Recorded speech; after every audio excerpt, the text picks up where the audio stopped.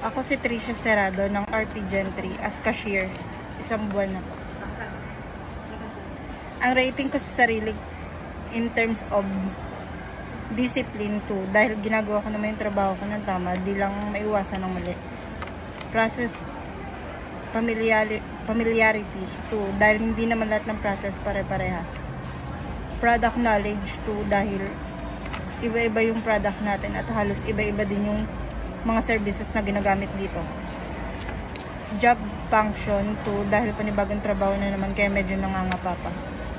Ang average score ko ay 2 which is good. Workshop result. Sa business solution, need improvement.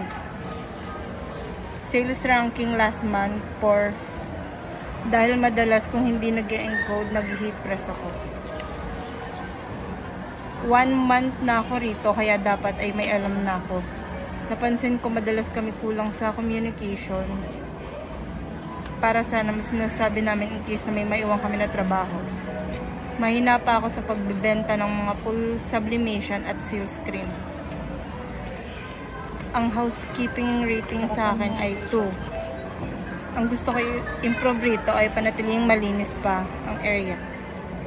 Maraming tao ang hindi successful sa work ay dahil sa katamaran. Kaya dapat ay meron tayong discipline sa work lalo na sa hirap ng buhay ngayon.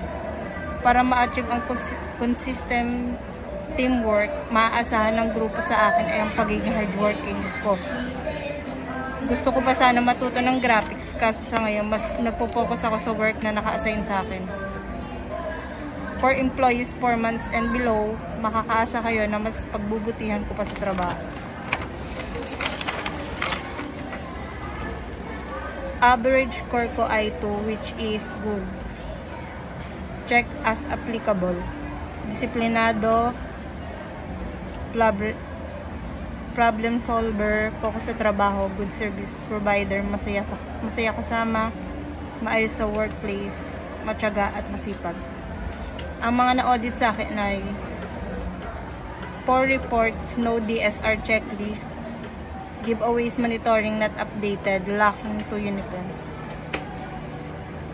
Base sa nabasa ko rito, ang dapat ko pa improve ay siguro need ko pa mas mag-improve sa dependability at work quantity. Mas nakukulangan pa siguro sila sa trabaho na ginagawa. Natuwa ako sa mga nabanggit tungkol sa akin. Choose 1.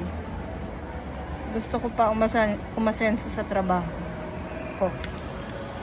Thank you.